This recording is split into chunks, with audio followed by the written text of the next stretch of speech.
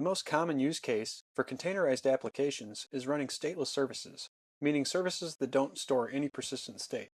Stateless services are scalable and portable, which makes them prime candidates for Docker. Stateful services like databases can run in Docker as well, but they require other considerations.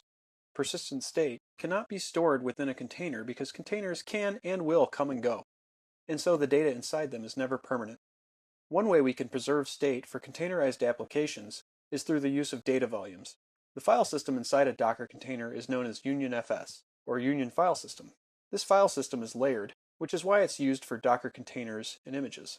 Data volumes are directories that do not use UnionFS and allow containers to write data that will persist past the life of the container. Volumes can also be mounted to directories on your host machine. One way to create volumes is to use the -v option when executing Docker run. When mounting a volume to your local host machine, you need to supply two absolute paths delimited by a colon. The first path should be an absolute path to mount the data to on your machine. The second should be the directory inside the container to mount. Let's try out an example using CouchDB, a simple document database that's purely HTTP. CouchDB defaults to port 5984, so we'll need to map it with the -p option. Next, we can mount the volume. Here, we've used the -v option to mount a volume to the directory named data in the current working directory on my host machine. The directory in the container that we're mounting is the CouchDB data directory. This means that anything written to user local varlib couchdb inside the container will be available in the data directory on my machine. We'll name this container CouchDB and start it up. Now our CouchDB instance is running.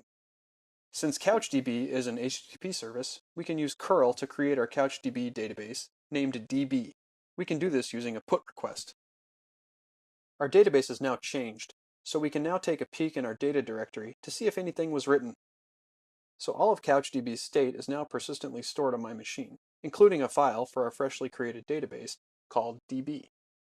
This means that I could kill the CouchDB container and even remove it, but the state would be intact. Let's test this out by adding a document to our newly created database.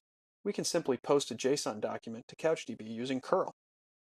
Our simple document with the value Hello O'Reilly has been inserted into our database. I'm going to copy the generated document ID for use later in this example.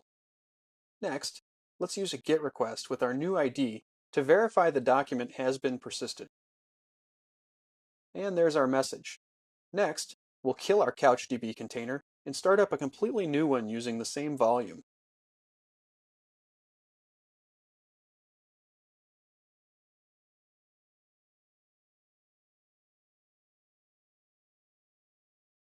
We have a completely separate container running CouchDB now named new CouchDB. Let's use the HTTP GET endpoint to retrieve our Hello O'Reilly document.